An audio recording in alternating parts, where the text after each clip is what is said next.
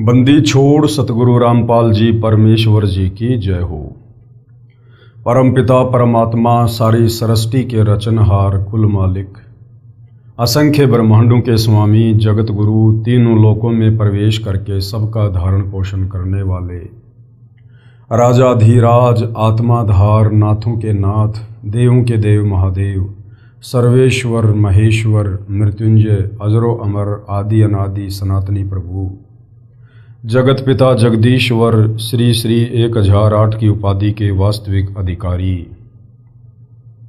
अकाल मूर्त शब्द स्वरूपी राम वासुदेव, सर्वगतम ब्रह्म, परम पूज्य, प्रथम पूज्य, परम संत, परम पुरुष, परम धनी, परम दयालु, सत्य कबीर, हक्का कबीर, अल्लाहु कबीर, अल्लाहु अकबर, बाखबर, अल्लाह ताला, जगत के तारणहार, जगत के मुक्तिदाता, जगत के जगन्नाथ, हारे के सहारे, हिंदुओं के राम, मुसलमानों के अल्लाह, सिखों के वाहिगुरु, ईसाइयों के मसीह, दया के सागर दयानिधि, करुणा के सागर करुणानिधि, स्वयंभू परिभू, संकट मोचन, कष्ट हरण, मंगल करण, दुख भंजन, अविगत कबीर, निर्विकार निर्विषम परमात्मा, अलय अलेख सतगुरु, आदि अनादि सतगुरु, असली मर्यादा पुरुषोत्तम, असली राम, असली कृष्ण, असली घनश्याम, असली मुरारी, राजाओं के राजा, महाराजाओं के महाराजा, शहंशाहों के शहंशाह, सम्राटों के सम्राट,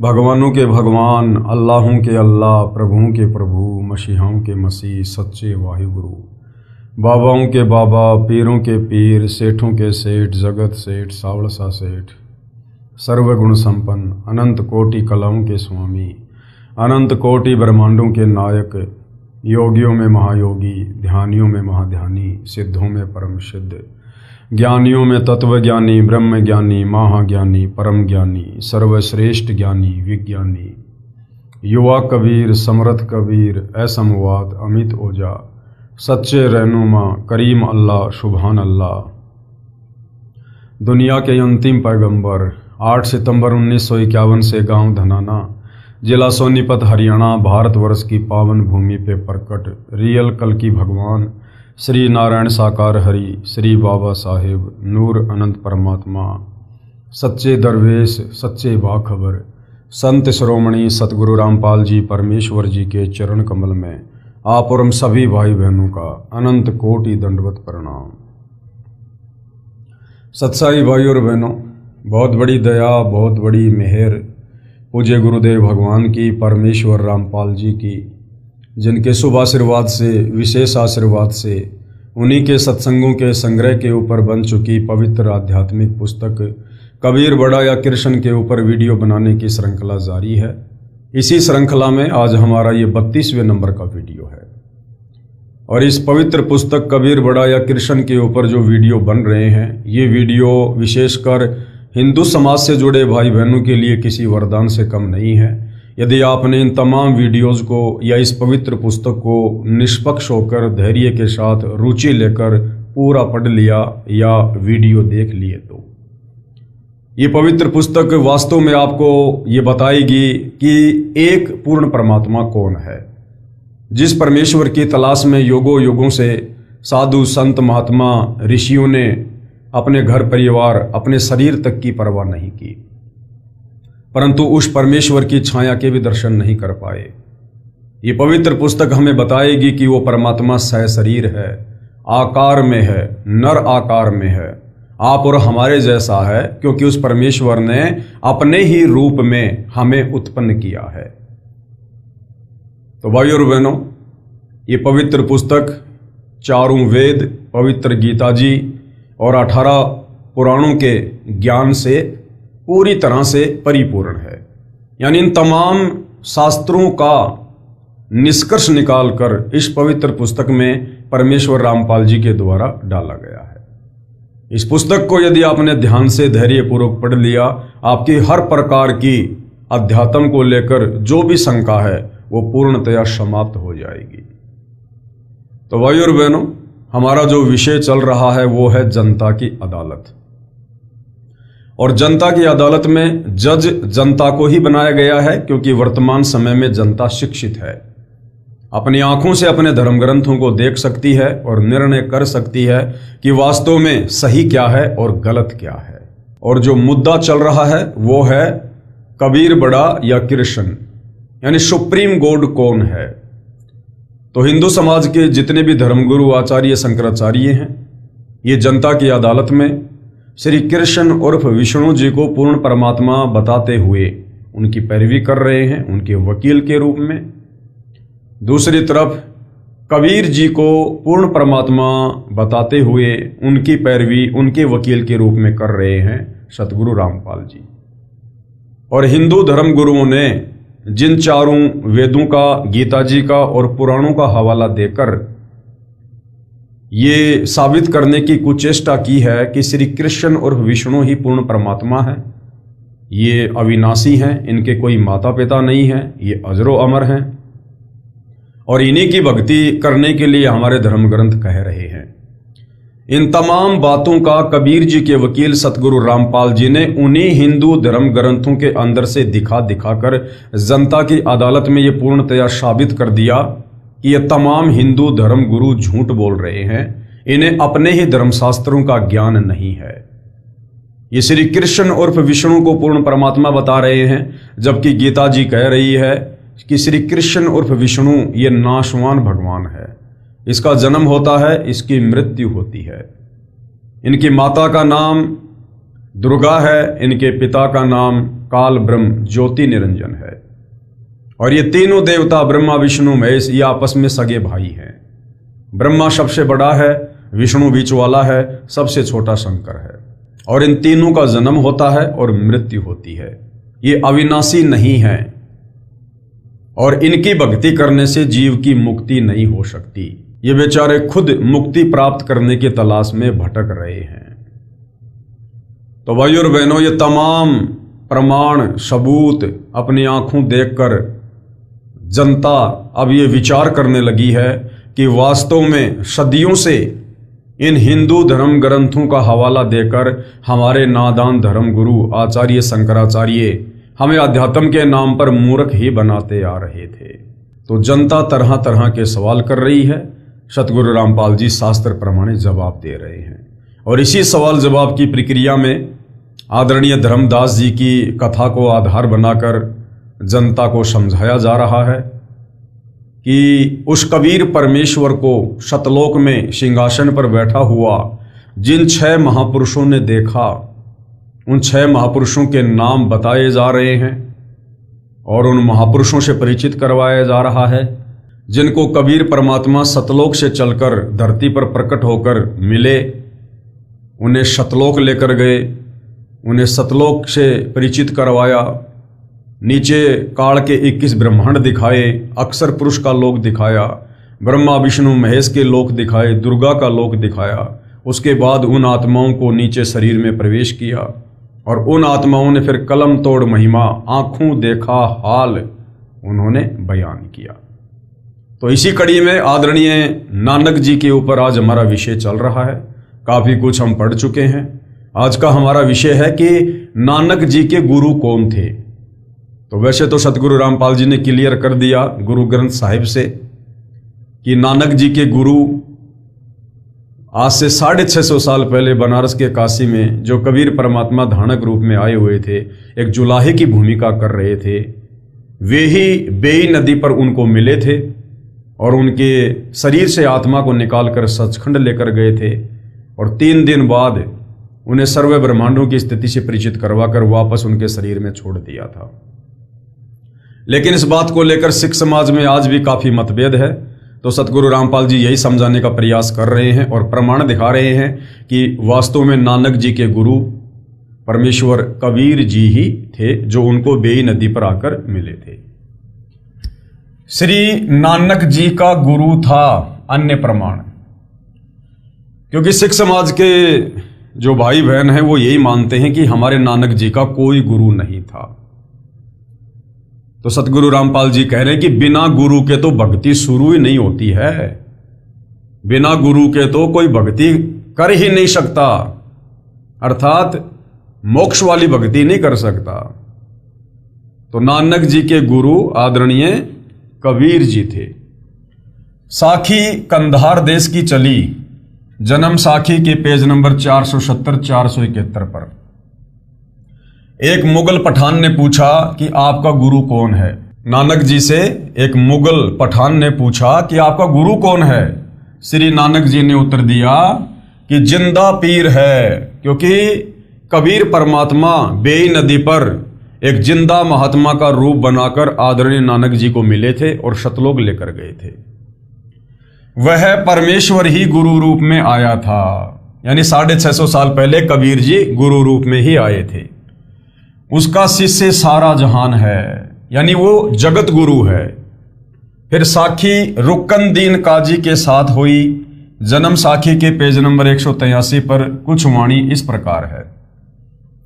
नान के आखे रुकनदीन सच्चा सुनहूं जवाब, खालक आदम सिरजिया आलम बड़ा कबीर। साफ साफ कहा है नानक जी ने कि आलम बड़ा कबीर, यानी वो परमात्मा सबसे बड़ा है। कायम दायम कुदरती सिर पीरा दे पीर, और सजदे करे खुदाई नू आलम बड़गे कबीर। भावार्थ है, श्री नानक जी ने कहा है कि रुकनदीन काजी, जिस खुदा ने आदम जी की उत्पत्ति की वह बड़ा परमात्मा कबीर है। वह ही पृथ्वी पर सतगुरु की भूमिका करता है, जैसे आज वर्तमान में सतगुरु रामपाल जी के रूप में वही कबीर परमात्मा भूमिका कर रहे हैं। वह सिर पीरा दे पीर, यानी सब गुरुओं का सिरताज है, यानी संत शिरोमणि है, जगत गुरु है, सबसे उत्तम ज्ञान रखता है, वो तत्व ज्ञानी है। वह कायम यानी श्रेष्ठ, दायम यानी समर्थ परमात्मा कुदरती है। मुसलमान अल्लाह कबीर कहते हैं, कबीर का अर्थ बड़ा करके बड़ा अल्लाह अर्थ करते हैं। श्री नानक जी ने यह भी स्पष्ट कर दिया है कि वह बड़ा आलम कबीर है, यानी वो कबीर ही बड़ा भगवान है। मुसलमान जिसे अल्लाह कबीर कहते हैं, यानी बड़ा अल्लाह कहते हैं, वो बड़ा अल्लाह कौन है? वो कबीर है। जन्म साखी में कबीर तथा बड़ा दोनों शब्द लिखे हैं, जिससे कबीर का अर्थ कबीर ही रहेगा तथा बड़ा शब्द भी रहेगा। इसलिए स्पष्ट हुआ कि बड़ा परमात्मा कबीर है। वह बड़ा आलम कबीर है जो धारणक रूप में काशी में लीला करके गया है, यानी 120 साल तक कबीर परमात्मा काशी से लीला करके फिर सन 1518 में मगर से सशरीर सतलोक को चले गए थे, जिसका प्रमाण श्री गुरु ग्रंथ साहिब जी के पेज नंबर 24, 731 और 731 पर पूर्व में लिख दिया है। उसमें स्पष्ट है तथा कबीर सागर पवित्र ग्रंथ भी भाई बालाजी ने जैसे प्रत्यक्ष सुना लिखा है, ऐसे ही धनी धर्मदास जी ने परमेश्वर कबीर जी से सुना ज्ञान लिखा है। अब ये पवित्र कबीर सागर में इस बात का कहां प्रमाण है कि नानक जी का गुरु था और वो गुरु कबीर जी था। विशेष विचार, पूरे गुरु ग्रंथ साहिब में कहीं प्रमाण नहीं है कि श्री नानक जी परमेश्वर कबीर जी के गुरु जी थे। जैसे गुरु ग्रंथ साहिब आदरणीय तथा प्रमाणित है, ऐसे ही पवित्र कबीर सागर भी आदरणीय तथा प्रमाणित सदग्रंथ है तथा श्री गुरु ग्रंथ साहिब से पहले का है। इसलिए तो सैकड़ों वाणी कबीर सागर सदग्रंथ से गुरु ग्रंथ साहिब में ली गई हैं, यानी सिखों के गुरु ग्रंथ साहिब में भी जो कबीर सागर है उससे वाणियां निकाल कर डाली गई है, यानी जो कबीर सागर है वो गुरु ग्रंथ साहिब से भी ज्यादा प्रमाणित है। पवित्र कबीर सागर में विस्तृत विवरण है नानक जी तथा परमेश्वर कबीर साहिब जी की वार्ता का, तथा श्री नानक जी के पूज्य गुरुदेव कबीर परमेश्वर जी थे। आगे पढ़िए। विशेष प्रमाण के लिए कबीर सागर सूक्ष्म वेद बोध यानी सूक्ष्म वेद बोध एक चैप्टर है, उसके पेज नंबर 158 से 159 से सहाबार यानी जो का त्यों। नानक शाह कीन्या तप भारी, सब विधि भई ज्ञान अधिकारी, और भक्ति भाव ताको समझिया, तापर सतगुरु कीन्यो दाया। जिंदा रूप धर्यो तब भाई, यानी कबीर परमात्मा कहते हैं कि धर्मदास फिर मैंने जिंदा महात्मा का रूप बनाया और हम पंजाब देश चली आई और बेई नदी पर जाकर परमात्मा प्रकट हो गए। अनहद बाणी कीऊ पुकारा, सुन के नानक दरस निहारा। सुन के अमर लोक की वाणी, जान परा निज समर्थ ज्ञानी। आवा पुरुष महागुरु ज्ञानी। नानक जी ने क्या कहा कि आओ महाज्ञानी महात्मा, अमर लोक की सुनी न बानी। मैंने तो कभी जिंदगी में पहले सचखंड की ऐसी बातें सुनी नहीं थी। अर्ज सुनो प्रभु जिंदा स्वामी, कहे अमर लोक रहा निज धामी। काहू न कहीं अमर निज बानी, धन्य कबीर परम गुरु ज्ञानी। ये नानक जी जिंदा बाबा के रूप में कबीर जी की महिमा कर रहे हैं। जब परमात्मा जिंदा रूप में मिले थे तो नानक जी उनकी महिमा कर रहे थे। कोई न पावे तुमरो भेदा, खोज थके ब्रह्मा चौवेदा। यानी चारों वेद और ब्रह्मा जी भी अपनी बरकस कोशिश कर चुके हैं, लेकिन हे कबीर अल्लाह, हे कबीर परमात्मा, तेरे सचखंड का और तेरी महिमा का वो भी पूरी तरह से निष्कर्ष नहीं निकाल पाए, नहीं जान पाए। फिर परमात्मा जी क्या बोले नानक जी को, नानक तुम बहुते तप कीन्या, यानी तूने मुझे प्राप्त करने के लिए बहुत ही भक्ति की है, तूने प्रयास किया है। और निरंकार बहुते दिन चीन्या, और ये जो निरंकार जिसको तुम कह रहे हो ना, काल ब्रह्म, जो वास्तव में साकार है लेकिन वो हर किसी के सामने नहीं आता, उसने प्रतिज्ञा कर रखी है। तूने उस निरंकार की, उस काल की, ब्रह्म की तूने बहुत साधना की है। निरंकार ते पुरुष निनारा, इस काल ब्रह्म से वो कबीर परमात्मा न्यारा है, अलग है। अजर दीप ताकि टकसारा, और कहाँ रहता है वो अजर दीप, यानी सतलोक में। पुरुष बिछो भयो तब जब ते, यानी जब से नानक जी तुम उस परमात्मा से बिछुड़े हो, यानी परमात्मा अपने आप को छुपा रहे थे जबकि खुद ही परमात्मा थे कबीर जी। तो कह रहे हैं कि जब से नानक जी तुम परमात्मा जी से बिछड़े हो, यानी तुम सतलोक से आए हो, काल कठिन मग रोक्यो तब ते, इस काल ने वापस जाने का रास्ता रोक रखा है। इत तब सरिस भक्ति नहीं हुई, क्योंकि परम पुरुष न भेटो कोई। जब ते हम ते बिछुड़े भाई, यानी जब से तुम सतलोक से हमारे से बिछुड़ के आए हो, 60,000 जन्म भगत तुम पाई। तुमने 60,000 मनुष्य जन्म तो बहुत ही अच्छी आत्मा के प्राप्त किए। धर धर जन्म भक्ति भल कीन्या, फिर काल चक्र निरंजन दीन्या, यानी हर बार काल के चक्कर में रहे भक्ति करते करते भी। गहूं मम शब्द तो उतरो पारा, अगर मेरे शब्द के ऊपर विश्वास करोगे, मेरा सतनाम लोगे, तो तुम भवसागर से पार हो सकते हो। और बिन सत शब्द लह यम द्वारा, तुम बड़ भगत भवसागर आवा, और जीव की कौन चलावा। निरंकार सब सृष्टि भुलावा, तुम करी भक्ति लोटी क्यों आवा। अगर ये निरंकार, ये तेरा ज्योति निरंजन, ये अगर पूर्ण परमात्मा है, तो तुम तो बार बार हर जन्म में इसी की भक्ति कर रहे हो, फिर वापस बार बार ये जन्म क्यों ले रहे हो, जन्म और मरण में लग 84 में क्यों जा रहे हो। फिर नानक जी क्या बोले, धन्य पुरुष तुम ये पद बाकी। ये परमेश्वर आपका कोटि कोटि धन्यवाद, जो आपने मुझे ऐसा अनमोल ज्ञान बताया। ये पद हमसे गुप्त कह राखी, जबलो हम तुमको नहीं पावा, अगम अपार भरम फैलावा। कहो गोसाई हम ते ज्ञाना, परम पुरुष हम तुमको जाना। धनी जिंदा प्रभु पुरुष पुराना, बिरले जन तुमको पहचाना। नानक जी कहते हैं कोई बिरले आत्मा होती है जो आपको गुरु रूप में पहचान पाती है। भये दयाल पुरुष गुरु ज्ञानी, दियो पान परवाना बानी। भली भई तुम हमको पावा, सकलो पंथ काल को ध्यावा। कि नानक जी आपका सौभाग्य जो आपने मुझे पहचान लिया, वरना ये दुनिया के जितने भी पंथ और संत है ये काल की भक्ति कर रहे हैं। तुम इतने अब भय निनारा, फिर जन्म ना होए तुम्हारा। भली सुरती तुम हमको चीन्या, अमर मंत्र हम तुमको दीन्या। शबशम वेद हम कह निजबानी, परम पुरुष गति तुम्हें बखानी। फिर नानक जी क्या बोले, धन्य पुरुष ज्ञानी करतारा, जीव काज प्रकटे संसारा। धनी करता तुम बंदी छोड़ा, ज्ञान तुम्हारा महाबल जोरा। दिया नाम दान किया उबारा, नानक अमर लोग पगधारा। गुरुदेव भगवान ने भावार्थ किया है कि परम पूज्य कबीर प्रभु एक जिंदा महात्मा का रूप बनाकर श्री नानक जी से मिलने पंजाब में गए। तब श्री नानक साहिब जी से वार्ता हुई।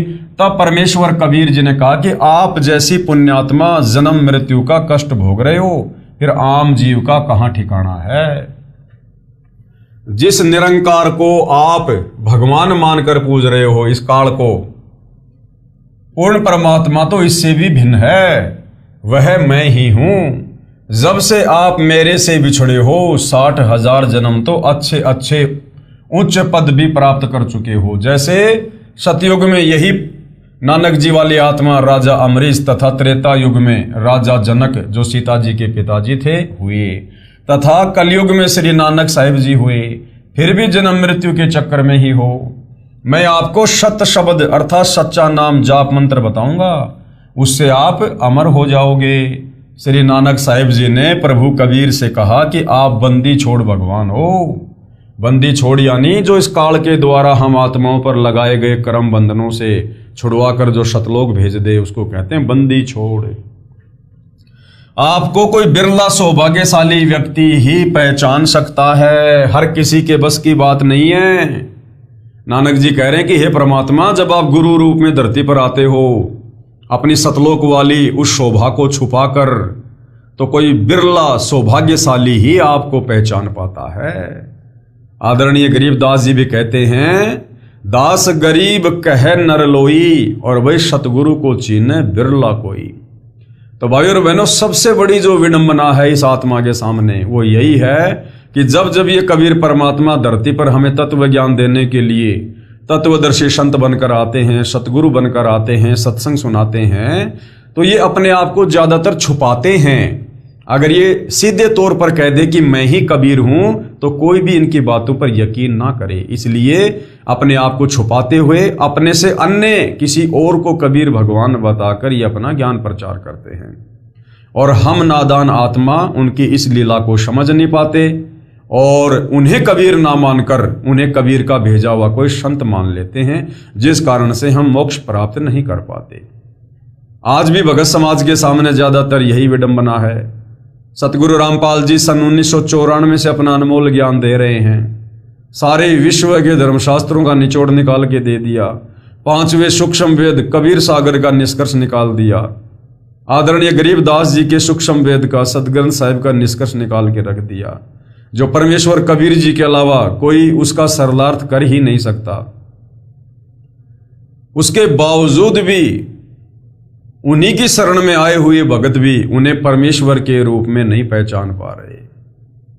अपने गुरुजी के रहते सहते जिस रूप में कबीर जी 650 साल पहले आए थे बनारस में, उसी दाढ़ी मूछ वाले रूप से मिलती जुलती एक काल्पनिक फोटो जिसे कबीर दास जी की फोटो कहते हैं, उस फोटो को ही भगवान मानकर पूज रहे हैं।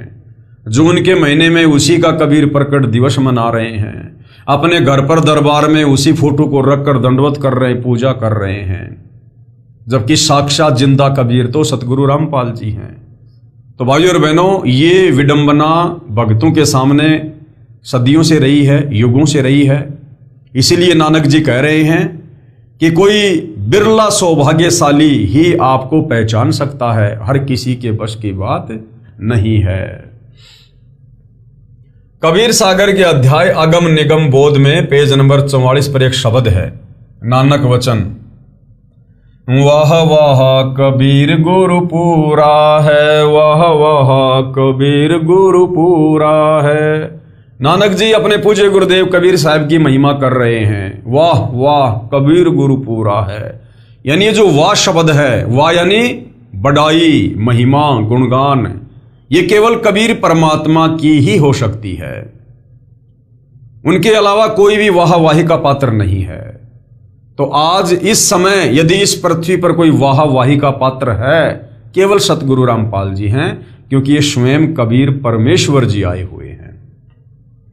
वाह वाह कबीर गुरु पूरा है, वाह वाह कबीर गुरु पूरा है।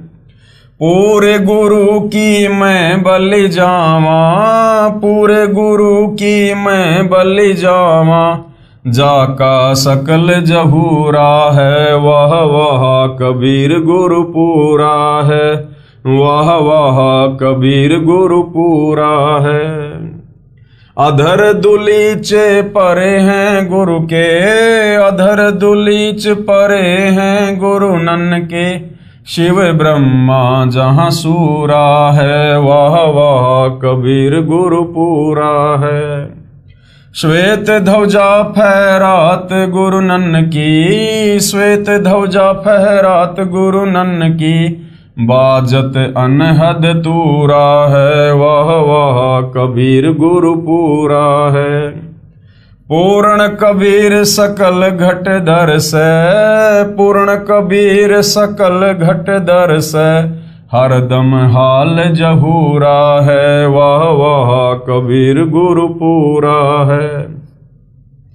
नाम कबीर जपै बड़ भागी, नाम कबीर जपै बड़ भागी, नानक चरण को धूरा है, वह वह कबीर गुरु पूरा है। यानी नानक जी कबीर जी के शिष्य थे और कह रहे हैं कि ये नानक तो कबीर जी के चरणों की धूल भी नहीं है एक प्रकार से। अर्थात श्री नानक जी के गुरु परमेश्वर कबीर जी थे। विशेष विवेचन, बाबा नानक जी ने उस कबीर जुलाही यानी धानक काशी वाले को शतलोक यानी सचखंड में आंखों देखा तथा फिर काशी में धानक यानी जुलाहे का कार्य करते हुए तथा बताया कि वही धानक रूप जुलाहा शतलोक में सत्य पुरुष रूप में भी रहता है तथा यहां भी वही है। आदरणीय श्री नानक साहिब जी का आविर्भाव यानी जन्म सन 1469 तथा शतलोकवास सन 1539। पवित्र पुस्तक जीवनी 10 गुरु साहिबान। आदरणीय कबीर साहिब जी धानक रूप में मृत मंडल में सन 1398 में सहशरीर प्रकट हुए तथा सहशरीर शतलोक गमन सन 1518 में पवित्र कबीर सागर में लिखा हुआ है। यानी दोनों महापुरुष यानी आदरणीय नानक जी और कबीर परमात्मा जी 49 वर्ष तक समकालीन रहे। श्री गुरु नानक साहिब जी का जन्म पवित्र हिंदू धर्म में हुआ था। परमात्मा प्राप्ति के बाद कहा कि न कोई हिंदू न मुसलमाना, अर्थात अज्ञानतावश दो धर्म बना बैठे, सर्व एक परमात्मा सत्य पुरुष के बच्चे हैं। श्री नानक देव जी ने कोई धर्म नहीं बनाया बल्कि धर्म की बनावटी जंजीरों से मानव को मुक्त किया तथा शिष्य परंपरा चलाई थी। जैसे गुरुदेव से नाम दीक्षा लेने वाले भक्तों को शिष्य बोला जाता है, उन्हें पंजाबी भाषा में सिख कहने लगे। जैसे आज इस दास के लाखों शिष्य हैं, परंतु ये धर्म नहीं है, सर्व पवित्र धर्मों की पुण्यात्माएं आत्म कल्याण करवा रही हैं। यदि आने वाले समय में कोई धर्म बना बैठे तो वह दुर्भाग्य ही होगा। भेदभाव तथा संघर्ष की नई दीवार ही बनेगी, परंतु लाभ कुछ नहीं होगा। यानी सिख कोई धर्म नहीं है, ना नानक जी ने कोई सिख धर्म बनाया था। नानक जी ने केवल अपना ज्ञान दिया जो कबीर परमात्मा से उन्होंने प्राप्त किया, और उनसे जो उपदेश प्राप्त करता था पंजाबी भाषा में उनको सिख कहते हैं। तो नानक जी के सतलोक जाने के बाद आगे चलकर फिर यह परंपरा बन गई और लोगों ने फिर सिख को एक धर्म के रूप में स्थापित कर दिया, जो आज आप देख रहे हैं। आगे गवाह नंबर 6, जिन्होंने कबीर जी को सतलोक में देखा, कबीर परमात्मा जिनको सतलोक लेकर गए, अपने सतलोक से परिचित करवाया, 21 ब्रह्मांड की स्थिति से परिचित करवाया, और फिर उस आत्मा ने भी उस कबीर परमेश्वर की महिमा का कलम तोड़ बखान किया, गुणगान किया।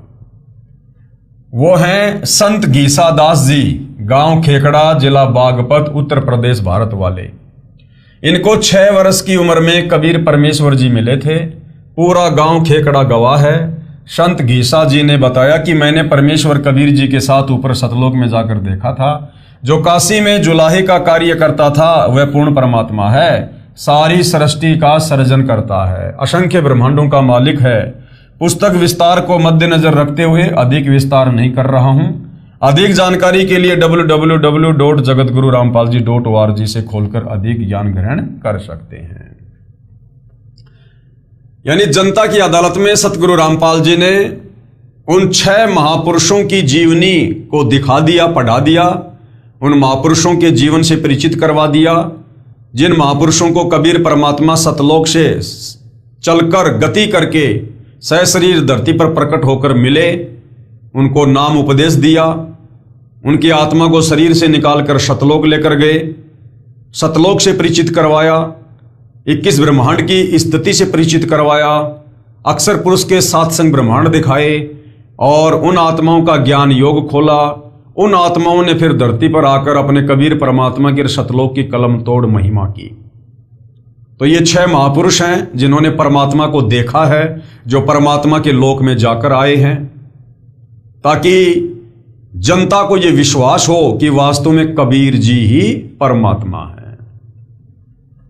वेदों का ज्ञान कबीर जी पर खरा उतरता है। अब वेदों में जो परमेश्वर की महिमा लिखी हुई है कि पूर्ण परमात्मा कौन है, वो कैसी लीला करता है, उसको कैसे पहचाना जाए, तो वो सारी की सारी जो लीलाएं हैं वो कबीर जी पर ही खरी उतरती हैं। वेदों में परमेश्वर की जो पहचान है वो ना श्री राम पर खरी उतरती है, ना श्री कृष्ण पर, ना ब्रह्मा विष्णु महेश पर, ना दुर्गा और इस काल ब्रह्म पर।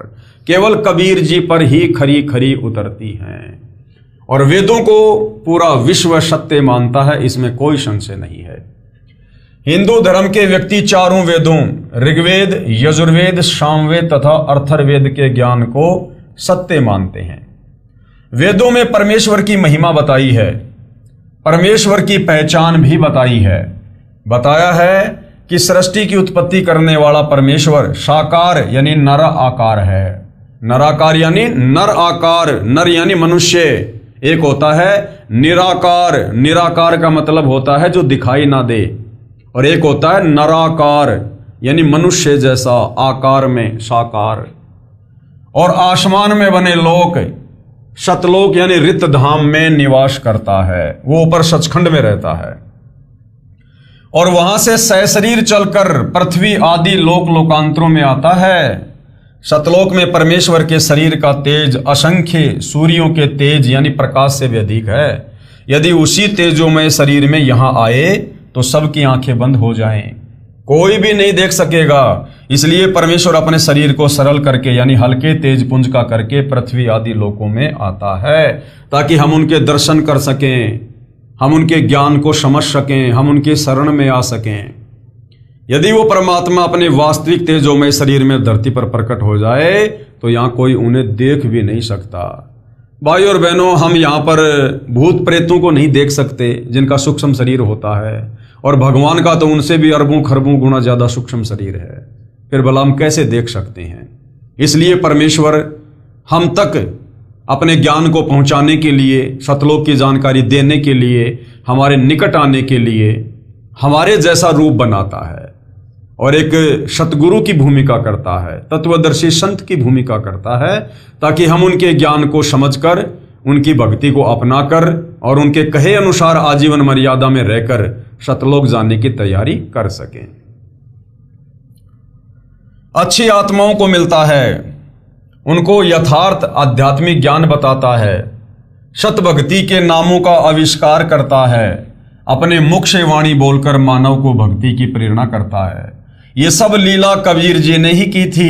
वेद भी प्रमाणित करते हैं कि कबीर जी ही परमेश्वर हैं, और वो कबीर परमेश्वर आज धरती पर सतगुरु रामपाल जी हैं।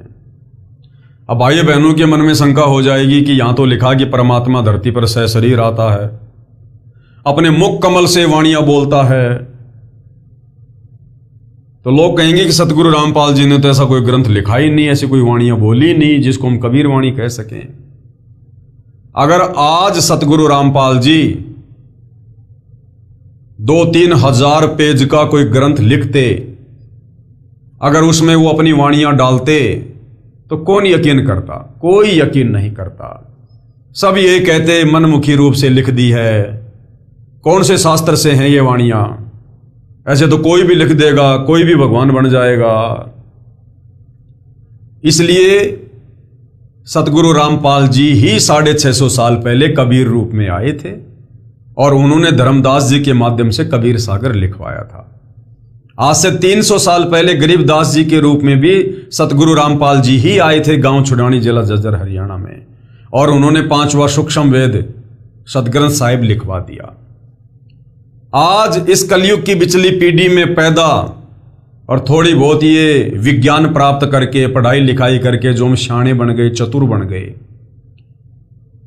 तो आप और हमें ये समझाने के लिए, ताकि हम विश्वास कर सकें कि भाई ये जितनी भी बातें आपको बताई जा रही हैं ये कबीर जी के कबीर सागर में लिखी हुई हैं, गरीबदास जी के सतग्रंथ साहिब में लिखी हुई हैं, उनको तो तुम सत्य मानोगे, ताकि हम यकीन कर सकें और यही वाणियां सतगुरु रामपाल जी 1 सेकंड में लिख दे, 1 सेकंड में ग्रंथ तैयार कर दे परमात्मा। लेकिन यकीन कौन करता? जिस प्रकार गरीबदास जी ने 300 साल पहले सदग्रंथ साहिब लिखा, उस समय के लोगों ने यकीन नहीं किया कि पता नहीं इसको तो कोई बाबा मिला था, जादू जंत्र का दूध पिला गया, ये बड़बड़ाता रहता है। उनको बावड़िया कहा करते थे। परमात्मा अपनी अमरवाणी में कहते हैं, जीव जो ना सत्संग में आया, जीव जो ना सत्संग में आया, भेद ना उसे भजन का पाया, भेद ना उसे भजन का पाया। गरीबदास जी को भी बावड़ा बताया, गरीबदास जी को भी बावड़ा बताया। क्या कर ले इस दुनिया शानी का, कोई जगह पूरब ला भाग सफल हुआ दिन जिंदगानी का। 350 साल पहले जब गरीबदास जी ने इतना मोटा ग्रंथ लिखवाया, चारों वेदों में जितनी वाणियां हैं, श्लोक हैं, उनसे कहीं ज्यादा आदरणीय गरीबदास जी के सदग्रंथ साहिब में हैं। उस समय उनको केवल बावड़िया कहा, बावड़िया, छोरी का छोरा, गांव का द्योता। किसी ने यकीन नहीं किया। 650 साल पहले कबीर जी ने इतनी वाणियां बोली, इतनी वाणियां बोली, इतना मोटा कबीर सागर लिखवाया। किसी ने उनको परमात्मा नहीं माना, किसी ने विश्वास नहीं किया। 64 के 64 लाख फैल हो गए। तमाम धर्मगुरु केवल उनका विरोध ही करते रहे। अब भाई और बहनों, यदि वर्तमान में सतगुरु रामपाल जी अपने कर कमल से अगर ऐसा कोई पवित्र ग्रंथ लिखते, तो आज तो कलयुग है, इंसान का स्तर पहले से भी कहीं ज्यादा नीचे गिर चुका है। आज कौन यकीन करता? इसलिए परमात्मा ने जो भी कुछ लिखना था, कहना था, वो पहले आकर लिखवा दिया, ताकि आज हम मंदबुद्धि प्राणी, अज्ञानी प्राणी, उन पहले वाले महापुरुषों के द्वारा लिखे उन ग्रंथों पर विश्वास कर सकें। इसलिए सतगुरु रामपाल जी ने वर्तमान में कोई नया ग्रंथ नहीं लिखा। तो यहां क्या लिखा है कि अपने मुख कमल से वाणी बोलकर मानव को भक्ति की प्रेरणा करता है। तो वर्तमान में सतगुरु रामपाल जी जिन सदग्रंथों का हवाला दे रहे हैं ना, ये उस समय उन्हीं के मुख कमल से बोली गई वाणियां हैं, वो कबीर वाणियां, जिनका हवाला देकर आज हमें सत्संग करके भक्ति करने की प्रेरणा दे रहे हैं।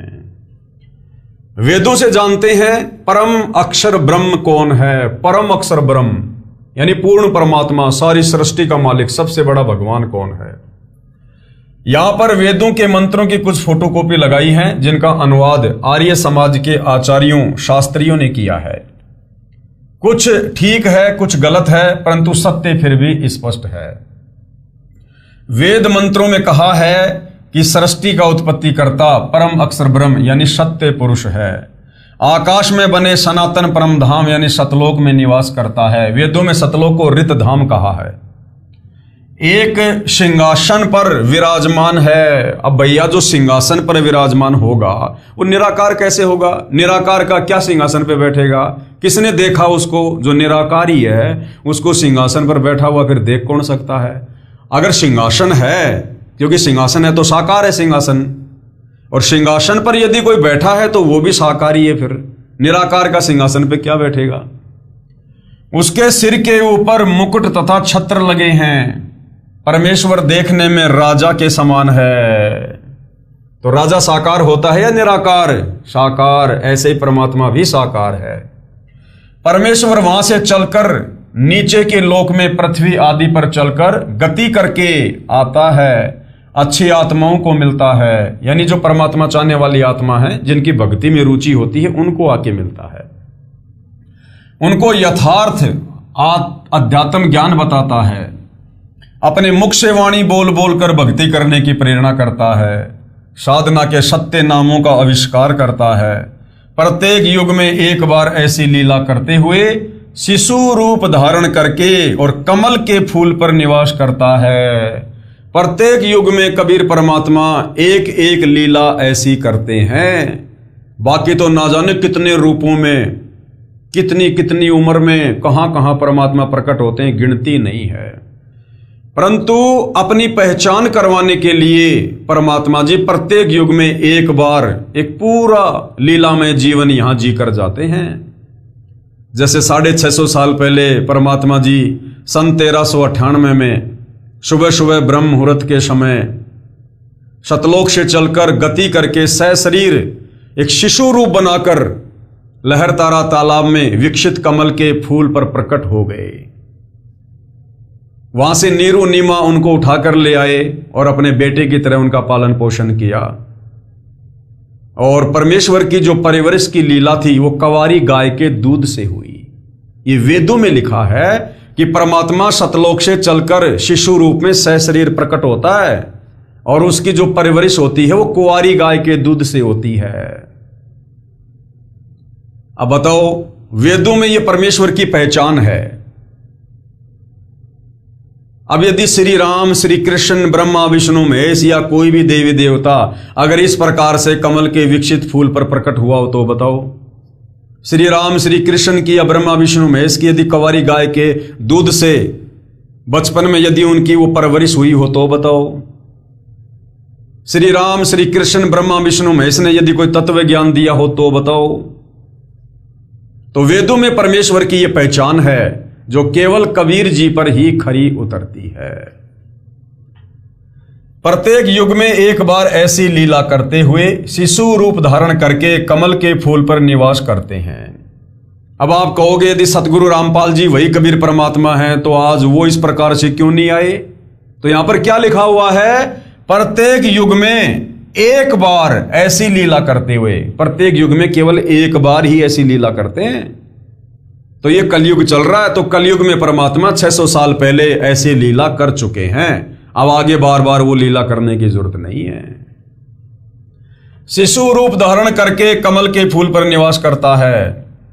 वहां से बाल परमेश्वर को यानी बालक रूप में कबीर परमात्मा जी को निसंतान दंपत्ति उठा ले जाते हैं और बाल भगवान की परवरिश कवारी गायों द्वारा होती है। यानी कवारी गाय का दूध परमात्मा जी पीता है, जो वेदों में लिखा है। बड़ा होकर तत्व ज्ञान का प्रचार करता है। अब बताओ, श्री राम, श्री कृष्ण ने कभी बड़े होकर तत्व ज्ञान का प्रचार किया? उन्होंने तो बड़े होकर हथियार उठाए और लड़ाई दंगे किए। उन्होंने कोई तत्व ज्ञान का प्रचार नहीं किया, उनको पता ही नहीं तत्व ज्ञान होता क्या है। उन्होंने तो बड़े होकर केवल लड़ाई झगड़े किए, युद्ध किए, मार काट की। अपने मुख कमल से वाणी उच्चारण करता है, दोहों, चौपाइयों, शब्दों के माध्यम से अपनी जानकारी की वाणी उच्चारण करता है। अब बताओ, श्री राम ने, श्री कृष्ण ने कोई दोहा बोला हो, कोई चौपाई बोली हो, कोई भजन गाया हो तो बता दो किसी के पास है क्या? ब्रह्मा, विष्णु, महेश ने कोई दोहा बनाया हो, कोई चौपाई बनाई हो, कोई कविता लिखी हो, कोई भजन लिखा हो अपने भक्तों के लिए तो बताओ। तो वेदों में जो पहचान है वो कबीर परमेश्वर के ऊपर ही खरी उतरती है, जिसको कबीर गिरभी अर्थात कबीर वाणी कहा जाता है तथा इसी कारण से प्रसिद्ध कवि की पदवी भी प्राप्त करता है। वो कबीर परमात्मा अपनी वाणियों को दोहों में, लोकोक्तियों में, चौपाइयों में, इनके माध्यम से जब वो प्रचारित करता है तो उनको प्रसिद्ध कवि कहा जाने लगता है। तो वेदों में परमेश्वर जी को कवि कहा गया है। कवि यानी कबीर भगवान, कबीर देव, कबीर अग्नि, यानी उसको कवि कहा जाता है। जिस पर वेदों में कहे लक्षण खरे उतरते हैं, वही सृष्टि का उत्पत्ति करता तथा सबका धारण पोषण करता है, अन्य नहीं हो सकता। ये लक्षण केवल कबीर जुलाहे काशी वाले पर खरे उतरते हैं। इसलिए परम अक्षर ब्रह्म कबीर जी हैं। इन वेद मंत्रों के बाद चारों युगों में परमेश्वर कबीर जी का लीला करने आने का संक्षिप्त वर्णन है। उसे पढ़कर जान जाओगे कि वेदों में कबीर परमेश्वर जी का वर्णन है। कबीर परमेश्वर जी ने भी कहा है 650 साल पहले, 120 साल तक उन्होंने अपने तत्व ज्ञान का प्रचार किया। और क्या कहा कबीर परमात्मा जी ने? वेद मेरा भेद है, यानी इन चारों वेदों में मेरी जानकारी है। मैं ना वेदन के माही, लेकिन मुझे मुझे प्राप्त करने का जो भक्ति मार्ग है वो इन चारों वेदों में नहीं है, केवल मेरी जानकारी है। और जौन वेद से मैं मिलूं और जिस वेद से मैं प्राप्त हूं, यानी सतलोक की प्राप्ति हो, वो ये चार वेद जानते नहीं। वो जानकारी इन चारों वेदों में नहीं, वो तो सूक्ष्म वेद में है। अर्थात कबीर जी ने स्पष्ट किया है कि चारों वेद मेरी महिमा बताते हैं, परंतु इन वेदों में मेरी प्राप्ति की भक्ति विधि नहीं, क्योंकि काल ब्रह्म ने वह यथार्थ भक्ति के मंत्र निकाल दिए थे। मेरी प्राप्ति का ज्ञान जिस सूक्ष्म वेद में है, उसका ज्ञान वेदों में अंकित नहीं है। कृपया पढ़िए वेद मंत्रों की फोटोकॉपी, तथा यहां सतगुरु रामपाल जी अपना नाम लिख रहे हैं कि दास रामपाल दास के द्वारा किया गया विश्लेषण। इनके बाद परमेश्वर कबीर जी का चारों युगों में सतलोक सिंहासन से गति करके आने का प्रकरण है। तो देखिएगा भाई और बहनों, अपनी आंखों से देखिए फोटोकॉपी वेद मंत्रों की। ऋग्वेद मंडल 9 सूक्त 86 मंत्र 26 और 27 कबीर परमेश्वर जी के विषय में क्या कह रहा है, ये मंत्र आप जियों के सामने है, देख सकते हैं, पढ़ सकते हैं। यहां पर विवेचन किया गया है। ये फोटोकॉपी ऋग्वेद मंडल 9 सूक्त 86 मंत्र 26 की है, जो आर्य समाज के आचार्यों व महर्षि दयानंद के चेलों द्वारा अनुवादित है, जिसमें स्पष्ट है कि यज्ञ करने वाले यानी भक्ति करने वाले, धार्मिक अनुष्ठान करने वाले, अर्थात धार्मिक अनुष्ठान करने वाले यजमानों अर्थात भक्तों के लिए परमात्मा सब रास्तों को सुगम करता हुआ, अर्थात जीवन रूपी सफर के मार्ग को दुखों रहित करके सुगम बनाता हुआ उनके विघ्नों अर्थात संकटों का मर्दन करता है, अर्थात समाप्त करता है, यानी परमात्मा पाप नाश करता है। जबकि इन्हीं दयानंद सरस्वती जी ने जो सत्यार्थ प्रकाश लिखी है, उसमें इन्होंने साफ साफ लिखा है कि परमात्मा पाप नाश नहीं करता। और वेदों का अनुवाद करते समय ये खुद लिख रहे हैं कि परमात्मा भगत के विघ्नों का, संकटों का मर्दन करता है, अर्थात पापों का नाश करता है। भक्तों को पवित्र अर्थात पाप रहित, विकार रहित करता है। जैसा कि अगले मंत्र 27 में कहा है कि जो परमात्मा धूलोक अर्थात सतलोक के तीसरे पृष्ठ पर विराजमान है, वहां पर परमात्मा के शरीर का प्रकाश बहुत अधिक है। उदाहरण के लिए परमात्मा के एक रोम यानी शरीर के बाल का प्रकाश करोड़ सूर्य तथा इतने ही चंद्रमाओं के मिले जुले प्रकाश से भी अधिक है। यदि वह परमात्मा उसी प्रकाश युक्त शरीर से पृथ्वी पर प्रकट हो जाए तो हमारी चरम दृष्टि उन्हें देख नहीं सकती। जैसे उल्लू पक्षी दिन में सूर्य के प्रकाश के कारण कुछ भी नहीं देख पाता है, यही दशा मनुष्यों की हो जाए। इसलिए वह परमात्मा अपने रूप अर्थात शरीर के प्रकाश को सरल करता हुआ उस स्थान से जहां परमात्मा ऊपर रहता है, वहां से गति करके बिजली के समान क्रीड़ा अर्थात लीला करता हुआ चलकर आता है और श्रेष्ठ पुरुषों को यानी अच्छे भक्तों को मिलता है। यह भी स्पष्ट है कि आप यानी कौन, आप यानी परमात्मा कवि अर्थात कबीर देव हैं, हम उन्हें कबीर साहिब कहते हैं। विवेचन किया है परमेश्वर ने ऋग्वेद मंडल 9 सूक्त 86 मंत्र 27 का। यह फोटोकॉपी ऋग्वेद मंडल 9 सूक्त 86 के मंत्र 27 की है। इसमें स्पष्ट है कि परमात्मा धूलोक अर्थात अमरलोक के तीसरे पृष्ठ अर्थात भाग पर विराजमान है। सतलोक अर्थात शाश्वत स्थान के 3 भाग हैं। एक भाग में वन, पहाड़, झरने, बाग बगीचे आदि हैं। ये बाहरी भाग है अर्थात बाहरी हिस्सा है। जैसे भारत की राजधानी दिल्ली भी 3 भागों में बटी है। बाहरी दिल्ली जिसमें गांव, खेत, खलिहान और नहरें हैं, दूसरा बाजार बना है और तीसरा संसद भवन तथा कार्यालय हैं। इसके पश्चात धूलोक में यानी सतलोक में बस्तियां हैं जहां पर मोक्ष प्राप्त हंस आत्माएं रहती हैं। सपरिवार मोक्ष प्राप्त हंस आत्माएं रहती हैं। पृथ्वी पर जैसे भगत को भगतात्मा कहते हैं, इसी प्रकार सतलोक में हंस आत्मा कहलाते हैं। तीसरे भाग में सर्वोपरि परमात्मा का सिंहासन है। उसके आसपास केवल नर आत्माएं रहती हैं। वहां स्त्री पुरुष का जोड़ा नहीं है। वे यदि अपना परिवार चाहते हैं तो शब्द यानी वचन से केवल पुत्र उत्पन्न कर सकते हैं। इस प्रकार शाश्वत स्थान अर्थात सतलोक 3 भागों में परमात्मा ने बांट रखा है। वहां यानी सतलोक में प्रत्येक स्थान पर रहने वालों में वृद्ध अवस्था नहीं है, यानी वहां बुढ़ापा नहीं है, वहां मृत्यु नहीं है। इसलिए गीता अध्याय 7 श्लोक 29 में कहा है कि जो जरा यानी बुढ़ापा अर्थात वृद्ध अवस्था तथा मरण अर्थात मृत्यु से छूटने का प्रयत्न करते हैं, वे तत् ब्रह्म अर्थात परम अक्षर ब्रह्म को जानते हैं। सतलोक में सत्य पुरुष रहता है, वहां पर जरा मरण नहीं है, बच्चे युवा होकर सदा युवा ही रहते हैं। प्रमाण ऋग्वेद मंडल 9 सूक्त 82 मंत्र 1 और 2 आप जियों के सामने है, देख सकते हैं।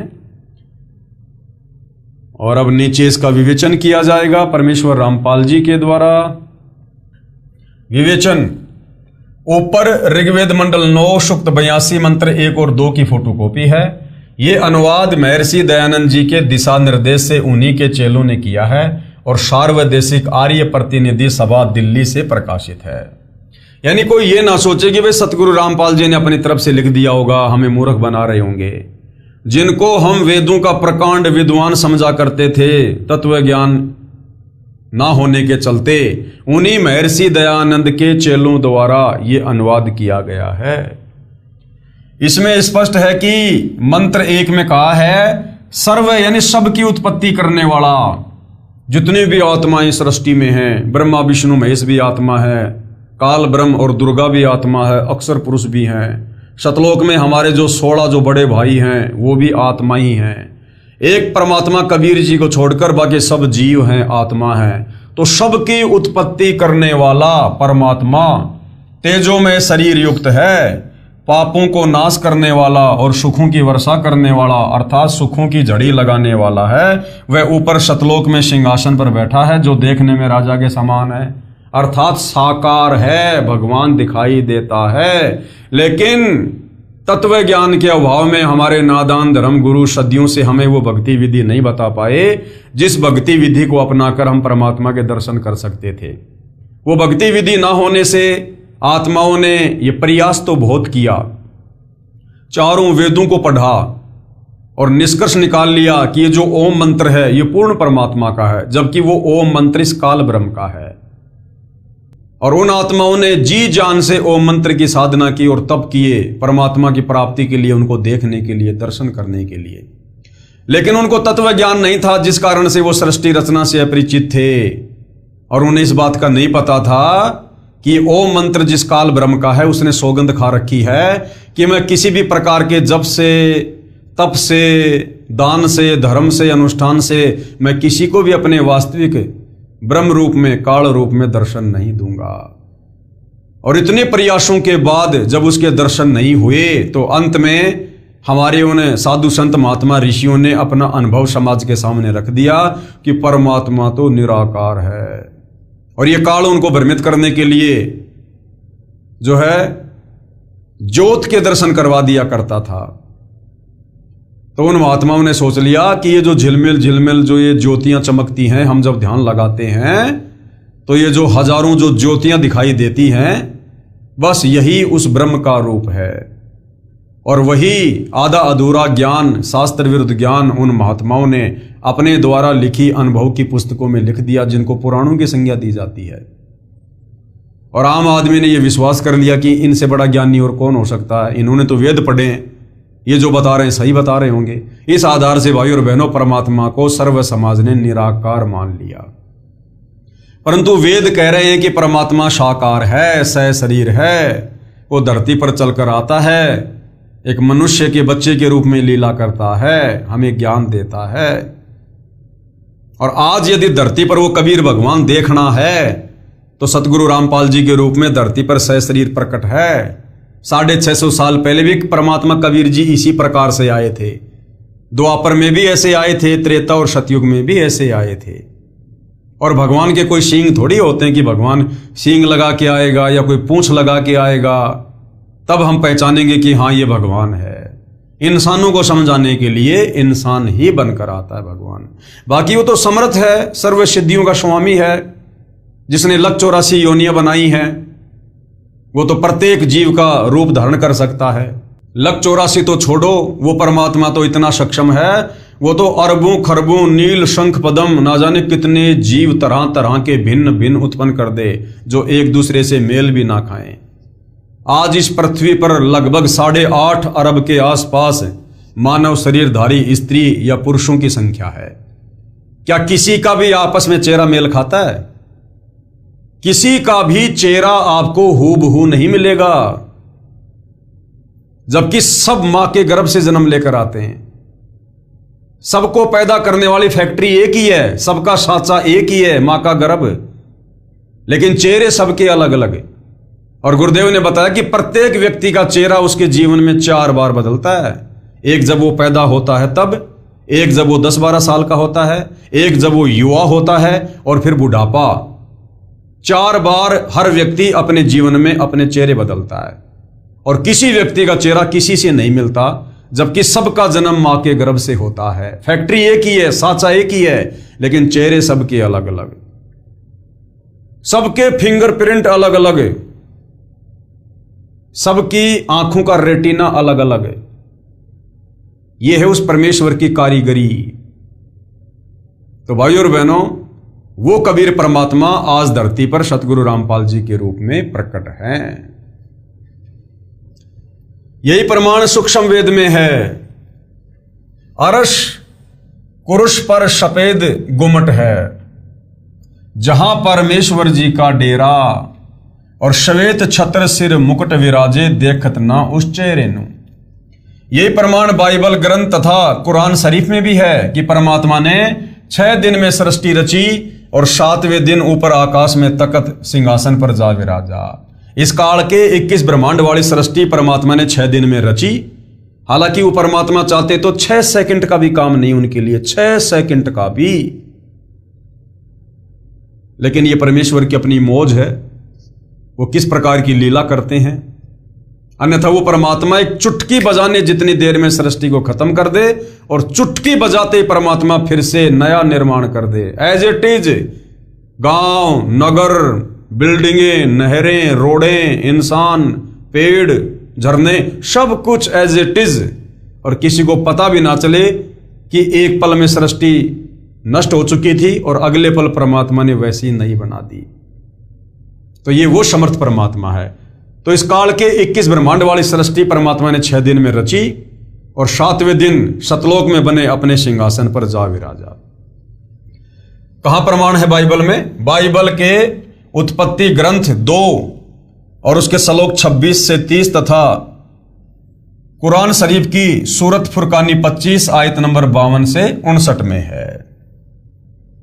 वह परमात्मा यानी वो परम अक्षर ब्रह्म कबीर भगवान अपने अमर धाम से चलकर यानी सतलोक से चलकर पृथ्वी पर शब्द वाणी से ज्ञान सुनाता है।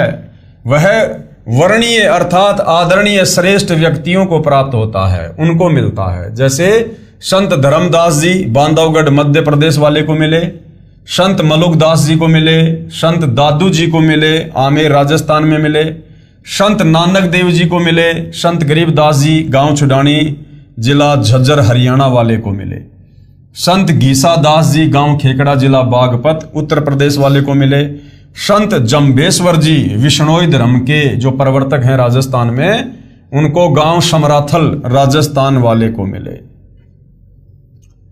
वह परमात्मा अच्छी आत्माओं को मिलते हैं जो परमात्मा के दृढ़ भगत होते हैं, उन पर परमात्मा का विशेष आकर्षण होता है।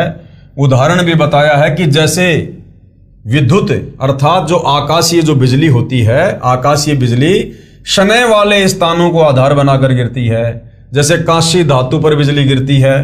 पहले कांसी धातु के कटोरे, गिलास, थाली, बेले आदि आदि होते थे और बरसात के समय तुरंत उठाकर घर के अंदर रखा करते थे। वरद कहते थे कि काशी के बर्तन पर बिजली अमूमन गिरती है। इसी प्रकार परमात्मा अपने प्रिय भक्तों पर आकर्षित होकर मिलते हैं। मंत्र नंबर 2 में तो यह भी स्पष्ट किया है कि परमात्मा उन अच्छी आत्माओं को उपदेश करने की इच्छा से, यानी उनको ज्ञान समझाने की इच्छा से, नाम दीक्षा देने की इच्छा से स्वयं महापुरुषों को मिलते हैं। उपदेश का भावार्थ है कि परमात्मा तत्व ज्ञान बताकर उनको दीक्षा भी देते हैं। उनके सतगुरु भी स्वयं परमात्मा होते हैं। यह भी स्पष्ट किया है कि परमात्मा अत्यंत गतिशील पदार्थ अर्थात बिजली के समान तीव्रगामी होकर हमारे धार्मिक अनुष्ठानों में आप पहुंचते हैं।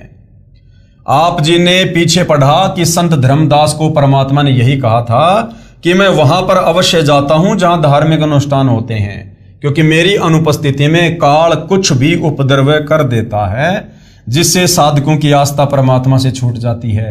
मेरे रहते वह ऐसी गड़बड़ नहीं कर सकता। इसलिए गीता अध्याय 3 श्लोक 15 में कहा है कि वह अविनाशी परमात्मा जिसने ब्रह्म को भी उत्पन्न किया यानी काल को भी उत्पन्न किया, सदा ही यज्ञों में प्रतिष्ठित है, अर्थात धार्मिक अनुष्ठानों में उसी को इष्ट रूप में मानकर आरती स्तुति करनी चाहिए। तो भाई धार्मिक अनुष्ठानों में जिनको इष्ट मानकर पूजा करनी चाहिए, आज वे महापुरुष सतगुरु रामपाल जी हैं। इस ऋग्वेद मंडल 9 सूक्त 82 मंत्र 2 में यह भी स्पष्ट किया है कि आप कबीर देवस्य यानी कबीर देव हैं जो सर्व को उपदेश देने की इच्छा से आते हो। आप पवित्र परमात्मा हैं, हमारे पापों को छुड़वाकर अर्थात नाश करके हे अमर परमात्मा आप हमको सुख दें और धूतम वशान निर्निजम परियेशी यानी हम आपकी संतान हैं, यानी हम सब कबीर भगवान के वचन से उत्पन्न हैं। हमारे प्रति वह वात्सल्य वाला प्रेम भाव उत्पन्न करते हुए उसी निर्निजम अर्थात सुंदर रूप को परियासी यानी उत्पन्न करें, अर्थात हमारे को अपने बच्चे जानकर जैसे पहले और जब चाहें तब आप अपनी प्यारी आत्माओं को प्रकट होकर मिलते हैं, उसी तरह हमें भी दर्शन दो। तो भाइयों और बहनों, आज हमें साक्षात दर्शन देने के लिए सतलोक से चलकर वो कबीर भगवान सतगुरु रामपाल जी के रूप में धरती पर प्रकट हैं। अगर किसी को भगवान देखना है तो सतगुरु रामपाल जी के दर्शन कर लीजिए। प्रमाण ऋग्वेद मंडल 9 सूक्त 96 मंत्र 16 से 20 ये मंत्र आप जियों के सामने है, देखिएगा। ऋग्वेद मंडल 9 सूक्त 96 के मंत्र 16 में कहा कि हे परमात्मन आप अपने श्रेष्ठ गुप्त नाम का ज्ञान करवाइए कि आपका वास्तविक नाम क्या है। उस नाम को मंत्र 17 में बताया है कि वह कवि यानी कबीर देव है।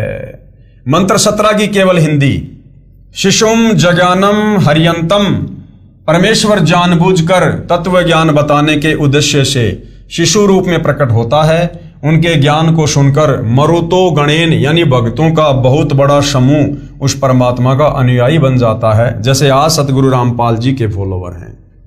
मर्जंती शुभंती वही ने, वह ज्ञान बुद्धिजीवी लोगों को समझ में आता है। सबको समझ में नहीं आता तत्व ज्ञान, उनसे दीक्षा भी ले लेंगे, उनके भगत भी बन जाएंगे, लेकिन वो ज्ञान केवल बुद्धिजीवी लोगों को ही समझ में आता है, हर किसी भगत को समझ में नहीं आता।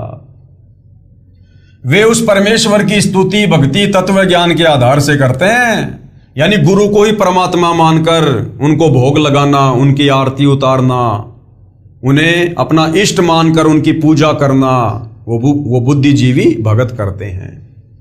वह भक्ति वही ने यानी शीघ्र लाभ देने वाली होती है। वह परमात्मा अपने तत्व ज्ञान को काव्यना यानी कवित्व से अर्थात कवियों की तरह दोहों शब्दों लोकोक्तियों चौपाइयों द्वारा, कबीर गिरवी यानी कबीर वाणी द्वारा अर्थात कबीर वाणी द्वारा, पवित्रम अतिरेभन यानी शुद्ध ज्ञान को ऊंचे स्वर में गरज गरज कर बोलते हैं। जैसे आज सतगुरु रामपाल जी इंटरनेशनल टीवी चैनलों पर गरज गरज कर इस तत्व ज्ञान का प्रचार कर रहे हैं, सर्वधर्म शास्त्रों का निष्कर्ष निकाल कर दिखा रहे हैं कि ब्रह्मा विष्णु महेश को भी तत्व ज्ञान नहीं है। बाकी आचार्य शंकराचार्य पोप पादरी मुल्ला मौलवी तो छोड़ दो, बहुत दूर की बात है। तो इसी प्रकार वो कबीर परमात्मा जब भी धरती पर आता है अपने तत्व ज्ञान का गरज गरज कर प्रचार करता है। वह कवि यानी कवि की तरह आचरण करने वाला कबीर देव संत रूप में प्रकट अमर परमात्मा होता है। आज संत रूप में प्रकट हैं कबीर भगवान सतगुरु रामपाल जी के रूप में। ऋग्वेद मंडल 9 सूक्त 96 मंत्र 17। अब विशेष क्या है, इस मंत्र के मूल पाठ में 2 बार कवि शब्द है। आर्य समाज के अनुवादकर्ताओं ने एक ही कवि का अर्थ नहीं किया है। क्यों नहीं किया? क्योंकि इनकी पोल पट्टी खुल जाती, क्योंकि इस मंत्र में परमात्मा जी ने अपना नाम बताया है, कवि, कबीर देव। विवेचन यह ऋग्वेद मंडल 9 सूक्त 96 मंत्र 18 की फोटोकॉपी है, जिसका अनुवाद महर्षि दयानंद जी के अनुयायियों ने किया है। सार्वदेशिक आर्य प्रतिनिधि सभा दिल्ली द्वारा अनुवादित है। इस पर विवेचन करते हैं। इसके अनुवाद में भी बहुत सी गलतियां हैं जो आर्य समाज के आचार्यों ने की हैं, क्योंकि उनको तत्व ज्ञान नहीं था। हम संस्कृत भी समझ सकते हैं। विवेचन करता हूं तथा यथार्थ अनुवाद व भावार्थ स्पष्ट करता हूं। मंत्र 17 में कहा है कि ऋषि या संत रूप में प्रकट होकर परमात्मा अमृतवाणी अपने मुख कमल से बोलता है और उस ज्ञान को समझकर अनेकों अनुयायियों का समूह बन जाता है। जो वाणी परमात्मा तत्व ज्ञान की सुनाता है वे ऋषि रूप में प्रकट परमात्मा कृत हजारों वाणियां अर्थात कबीर वाणियां ऋषि स्वभाव वाले भक्तों के लिए आनंददायक होती हैं। कवित्व से दोहों चौपाइयों में वाणी बोलने के कारण वह परमात्मा प्रसिद्ध कवियों में से कवि की भी पदवी प्राप्त करता है।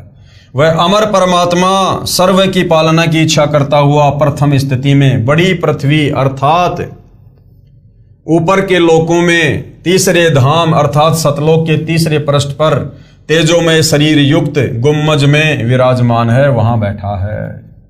यही प्रमाण ऋग्वेद मंडल 9 सूक्त 54 मंत्र 3 में है कि परमात्मा सर्व लोकों के ऊपर के लोक में विराजमान है। एक लोक काल का 21 ब्रह्मांड, दूसरा लोक अक्षर पुरुष का शासंग ब्रह्मांड और तीसरा लोक है शतलोक। और शतलोक में भी 3 भाग हैं।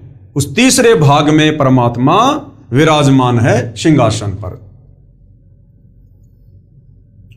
विवेचन ऋग्वेद मंडल 9 सूक्त 96 मंत्र 19 का भी आर्य समाज के विद्वानों ने ही अनुवाद किया है। इसमें भी बहुत सारी गलतियां हैं, क्योंकि उनको तत्व ज्ञान नहीं था। पुस्तक विस्तार के कारण केवल अपने मतलब की जानकारी प्राप्त करते हैं। इस मंत्र में चौथे धाम का वर्णन है, जो आप जी सृष्टि रचना में पढ़ेंगे उसमें पूर्ण जानकारी होगी। पढ़े इसी पुस्तक के पेज नंबर 389 पर। चौथा धाम यानी सतलोक, ऊपर के लोकों में जो अजरो अमर और जो अविनाशी लोक हैं, ऊपर के 4 लोक, उनमें सबसे पहले है सतलोक, दूसरे नंबर पे है अलख लोक, तीसरे नंबर पे है अगम लोक और चौथे नंबर पर है अनामी लोक। तो अनामी लोक में परमात्मा सिंहासन पर विराजमान रहते हैं।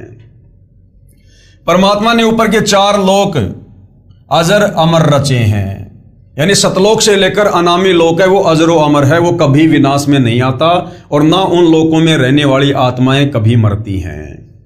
नंबर 1 है अनामी लोक जो सबसे ऊपर है, नंबर 2 है अगम लोक, नंबर 3 है अलख लोक और चौथा है सतलोक।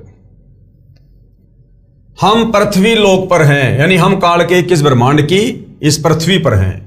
यहां से ऊपर के लोकों की गिनती करेंगे तो एक सतलोक है, दूसरा अलख लोक है, तीसरा अगम लोक, चौथा अनामी लोक गिना जाता है। वो चौथे धाम में बैठकर यानी अनामी लोक में बैठकर परमात्मा ने सर्व ब्रह्मांड व लोकों की रचना की थी सर्वप्रथम। शेष रचना सतलोक में बैठकर की थी। आर्य समाज के अनुवादकों ने तुरिया परमात्मा अर्थात चौथे परमात्मा का वर्णन किया है। ये चौथा धाम है, यानी अनामी लोक के विषय में चर्चा है। उसमें मूल पाठ मंत्र 19 का भावार्थ है कि तत्वदर्शी संत चौथे धाम तथा चौथे परमात्मा का भिन्न भिन्न वर्णन करता है, जो सतगुरु रामपाल जी ने सृष्टि रचना के माध्यम से किया है। पाठक जन कृपया पढ़ें सृष्टि रचना इसी पुस्तक के पेज नंबर 389 पर, जिससे आप जी को ज्ञान होगा कि लेखक यानी सतगुरु रामपाल जी ही वह तत्वदर्शी संत है जो तत्व ज्ञान से परिचित है, परिपूर्ण है। आगे देखिए भाई और बहनों, ये ऋग्वेद मंडल 9 सूक्त 96 मंत्र 20 है। इसका यथार्थ अनुवाद सतगुरु रामपाल जी कर रहे हैं। विवेचन ऋग्वेद मंडल 9 सूक्त 96 मंत्र 20 का यथार्थ ज्ञान जानते हैं। इस मंत्र का अनुवाद महर्षि दयानंद के चेलों द्वारा किया गया है। इनका दृष्टिकोण ये रहा है कि परमात्मा निराकार है, क्योंकि तत्व ज्ञान के अभाव में, सृष्टि रचना के अभाव में इन्होंने परमात्मा को निराकार मान रखा है कि परमात्मा दिखाई नहीं देता, जबकि वेद गवाही दे रहे हैं परमात्मा साकार है। क्योंकि महर्षि दयानंद जी ने यह बात दृढ़ की है कि परमात्मा निराकार है अपने सत्यार्थ प्रकाश में, इसलिए अनुवादक ने सीधे मंत्र का अनुवाद घुमा फिरा कर दिया। अब महर्षि दयानंद जी ने क्या किया भाई और बहनों, वेद पढ़े बाद में और जल्दबाजी में उन्होंने महिमा के चक्कर में सत्यार्थ प्रकाश लिखकर समाज में बंटवा दी। और सत्यार्थ प्रकाश में लिख दिया कि परमात्मा पाप नाश नहीं कर सकता, परमात्मा दिखाई नहीं देता, परमात्मा निराकार है। और उसके बाद जब उन्होंने वेदों को पढ़ा तो वेद तो कह रहे हैं कि परमात्मा दिखाई देता है, परमात्मा साकार है, संत रूप में धरती पर चल के आता है और चारों युगों में परमात्मा एक एक लीला शिशु रूप में धरती पर प्रकट होकर अपने ज्ञान प्रचार की करता है। परमात्मा घोर से घोर पापों का नाश करता है, राजा के समान वो दर्शनीय है। तीसरे धाम सतलोक में, रित धाम में वो सिंहासन पर बैठा है। तो बाद में दयानंद सरस्वती जी का सर घूम गया। अब उन्होंने सोचा मैं क्या करूं, अब वेदों में तो परमात्मा साकार लिखा है, नर रूप है, राजा के समान है, और मैंने पुस्तक में लिखकर समाज को बता दिया कि परमात्मा निराकार है। तो महर्षि दयानंद जी ने अपनी बेइज्जती से बचने के लिए भगत समाज को गुमराह कर दिया और अपने उस सत्यार्थ प्रकाश वाले अज्ञान को ऊपर रखने के दृष्टिकोण से इन वेद मंत्रों में हेरा फेरी कर दी, अर्थों का अनर्थ कर दिया, परमात्मा का नाम तक नहीं लिखा और यहां भी घुमा फिरा के परमात्मा को निराकार साबित करने की कुछ चेष्टा की है। लेकिन भाई और बहनों, परमात्मा कहते हैं चोर चुरावे तू मड़ी, वो गाड्डे पानी मां, वह गाड्डे वह ऊपर आवे सच्चाई छानी ना। तो आज ये सच्चाई परम पूज्य सतगुरु रामपाल जी के प्रयासों से ऊपर आ चुकी है। जैसे मूल पाठ में लिखा है, मरियन शुभ्र है तनवा मरजान है, अत्ते है न शतुआ सनहे धनानाम, वर्षे वह यूथा परी कोशम अर्शन है, कनी करदत है चमवो आविवेश। अनुवाद किया है, जैसे मनुष्य सुंदर वस्त्र धारण करता है, ऐसे परमात्मा मनुष्य के समान सुंदर शरीर धारण करके अत्यंत गति से चलता हुआ भक्ति धन के धनियों अर्थात पुण्य आत्माओं को प्राप्ति के लिए आता है। जैसे एक समुदाय को उसका सेनापति प्राप्त होता है, ऐसे वह परमात्मा संत व ऋषि रूप में प्रकट होता है तो उसके बहुत संख्या में अनुयायी बन जाते हैं और परमात्मा उनका गुरु रूप में मुखिया होता है। वह परमात्मा प्रथम ब्रह्मांड में प्राप्त होकर अर्थात आकर ऊंचे स्वर में सत्य ज्ञान उच्चारण करता हुआ पृथ्वी खंड में प्रविष्ट होता है। भावार्थ, जैसे पूर्व में वेद मंत्र में कहा है कि परमात्मा ऊपर के लोक में रहता है, वहां से गति करके अपने रूप को अर्थात शरीर के तेज को सरल करके पृथ्वी पर आता है। इस ऋग्वेद मंडल 9 सूक्त 86 मंत्र 20 में उसी की पुष्टि की है। कहा है कि जैसे मनुष्य वस्त्र धारण करता है, ऐसे अन्य शरीर धारण करके परमात्मा मानव रूप में पृथ्वी पर आता है। और धनानाम का अर्थ है दृढ़ भक्तों, अच्छी पुण्यात्माओं को प्राप्त होता है, उनको वाणी उच्चारण करके तत्व ज्ञान सुनाता है। विवेचन, ये ऋग्वेद मंडल 9 सूक्त 96 मंत्र 16 से 20 की फोटोकॉपियां हैं, जिनका हिंदी अनुवाद महर्षि दयानंद सरस्वती आर्य समाज प्रवर्तक के दिशा निर्देश से उनके आर्य समाजी चेलों ने किया है। ये अनुवाद कुछ कुछ ठीक है परंतु ज्यादातर गलत है। पहले अधिक ठीक या कुछ कुछ गलत था जो मेरे द्वारा शुद्ध करके विवेचन में लिख दिया गया है। अब अधिक गलत को शुद्ध करके लिखता हूं। अब जो इन्होंने घास काट रखी है पूरी तरह से, अब सतगुरु रामपाल जी उसको शुद्ध करके लिख रहे हैं। ऋग्वेद मंडल 9 सूक्त 96 मंत्र 16 में कहा है कि हे परमात्मा, आपका जो गुप्त वास्तविक श्रेष्ठ नाम है उसका ज्ञान कराओ। प्रिय पाठकों, जैसे भारत के राजा को प्रधानमंत्री कहते हैं, ये उनकी पदवी का प्रतीक है। उनका वास्तविक नाम कोई अन्य ही होता है।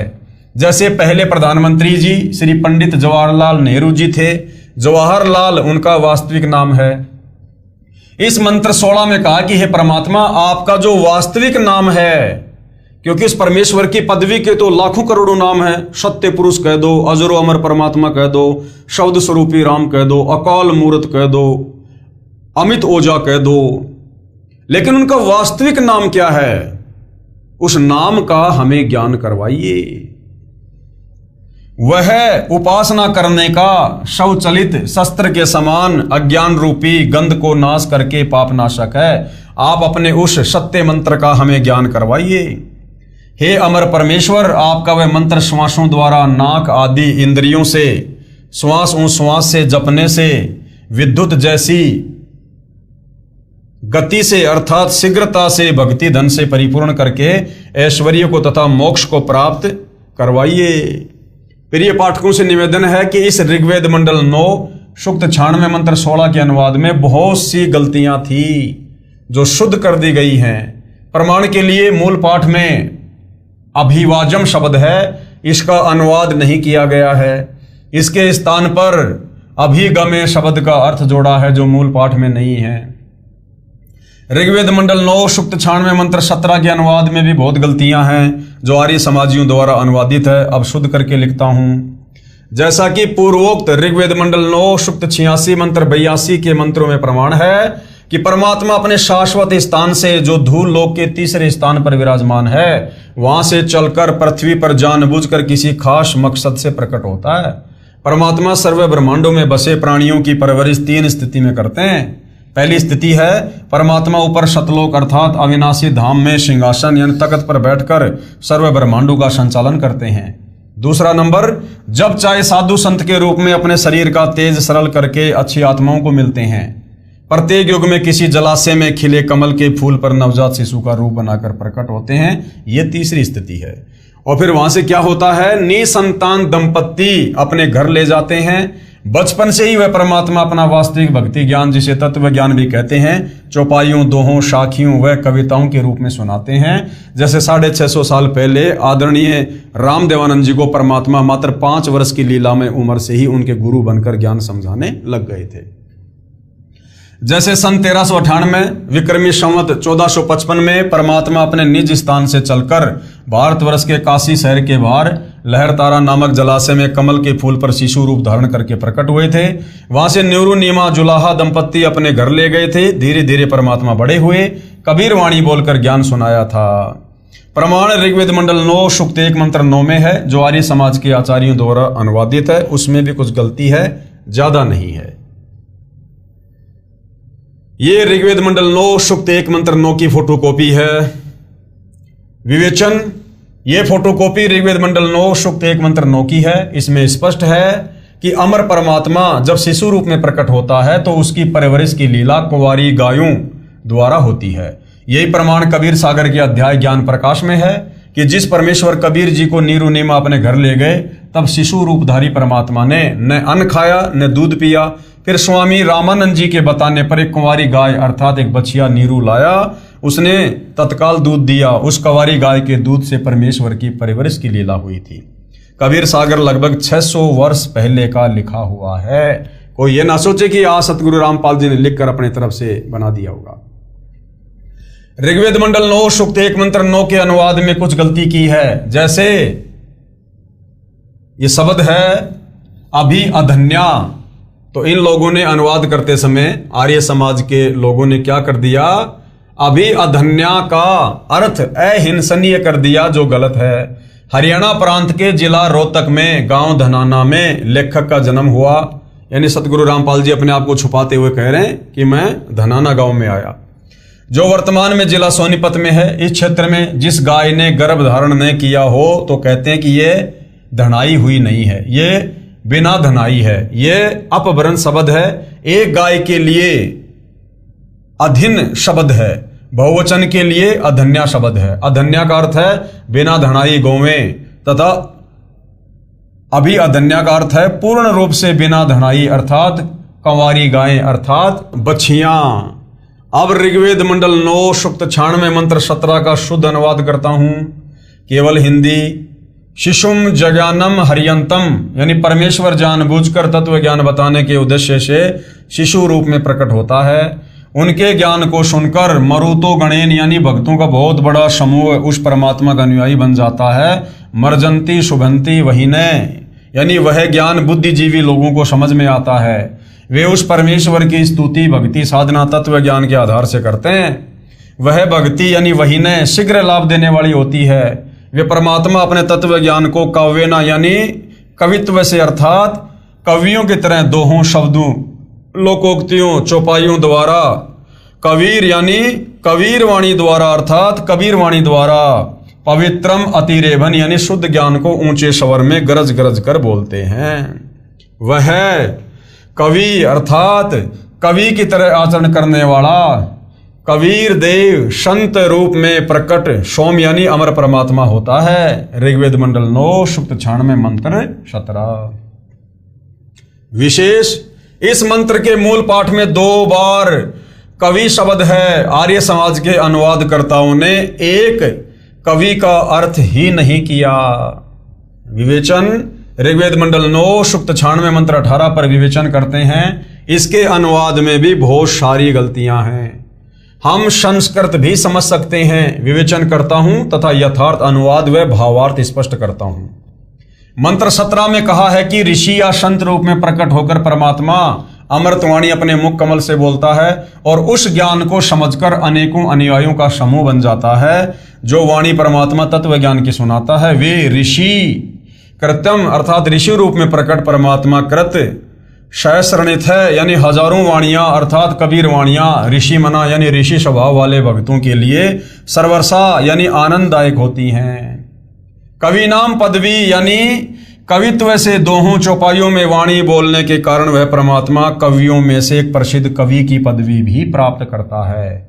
वह सोम यानी अमर परमात्मा शिशासन अर्थात सर्व की पालन की इच्छा करता हुआ प्रथम स्थिति में महिषे यानी बड़ी पृथ्वी अर्थात ऊपर के लोकों में यानी तृतीयम धाम तीसरे धाम अर्थात सतलोक के तीसरे पृष्ठ पर अनुराजित यानी तेजोमय शरीर युक्त स्तूप यानी गुम्मज में विराजम यानी विराजमान है, वहां बैठा है। यही प्रमाण ऋग्वेद मंडल 9 सूक्त 54 मंत्र 3 में भी है कि परमात्मा सर्व लोकों के ऊपर के लोक में विराजमान है। तिष्ठति यानी बैठा है। ऋग्वेद मंडल 9 सूक्त 96 मंत्र 19 का भी आर्य समाज के विद्वानों ने अनुवाद किया है। इसमें भी बहुत सारी गलतियां हैं। पुस्तक विस्तार के कारण केवल अपने मतलब की जानकारी प्राप्त करते हैं। इस मंत्र में चौथे धाम का वर्णन है यानी अनामी लोक का।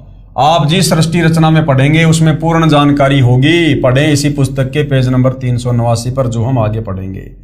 परमात्मा ने ऊपर के 4 लोक अजर अमर रचे हैं। अनामी लोक जो सबसे ऊपर है, अगम लोक तीसरे नंबर का, अलख लोक चौथे नंबर का, शतलोक। हम पृथ्वी लोक पर हैं। यहां से ऊपर के लोकों की गिनती करेंगे तो शतलोक, अलख लोक, अगम लोक तथा चौथा अनामी लोक। उस चौथे धाम में बैठकर अनामी लोक में बैठकर सबसे पहले परमात्मा ने पहले तो नीचे के 3 लोक रचे, फिर शतलोक में रचना की। परमात्मा ने सर्व ब्रह्मांडों व लोकों की रचना की। शेष रचना शतलोक में बैठकर की थी।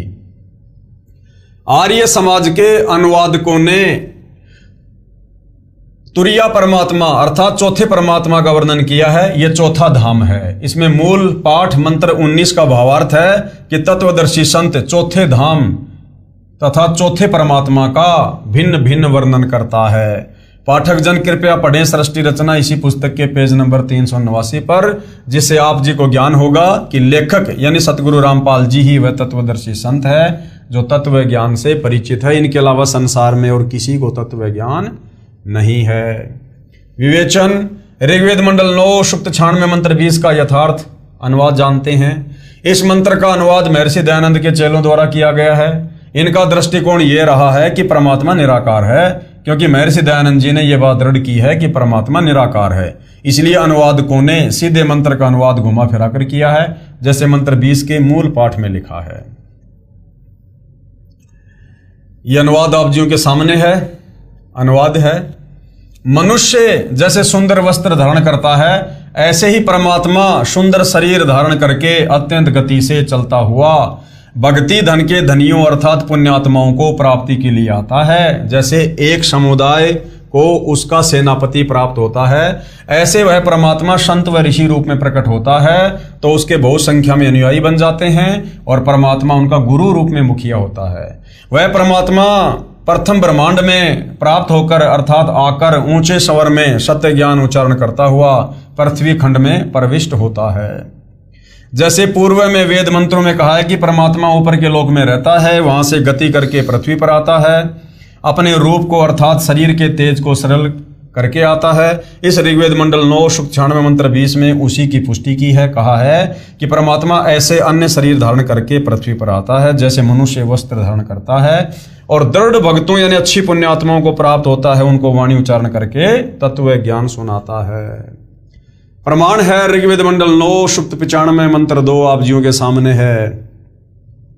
ऋग्वेद मंडल 9 सूक्त 95 मंत्र 2 का अनुवाद महर्षि दयानंद के चेलों ने किया है, जो बहुत ठीक किया है।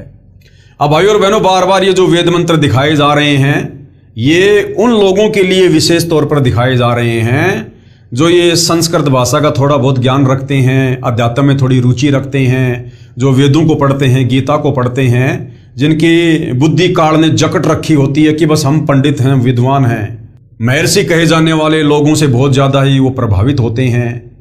तो उन लोगों की थोड़ी आंखें खोलने के लिए सतगुरु रामपाल जी इन वेद मंत्रों को यहां बार बार दिखा रहे हैं, लिख रहे हैं। ऋग्वेद मंडल 9 सूक्त 95 मंत्र 2 का अनुवाद महर्षि दयानंद के चेलों ने किया है, जो बहुत ठीक किया है।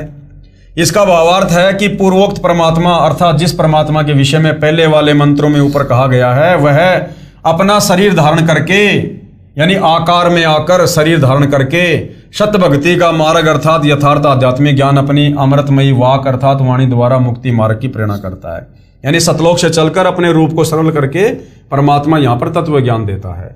वह मंत्र ऐसा है जैसे नाविक नौका में बैठाकर पार कर देता है, ऐसे ही परमात्मा शत भक्ति मार्ग रूपी नौका के द्वारा साधक यानी भगत को संसार रूपी दरिया से पार करता है।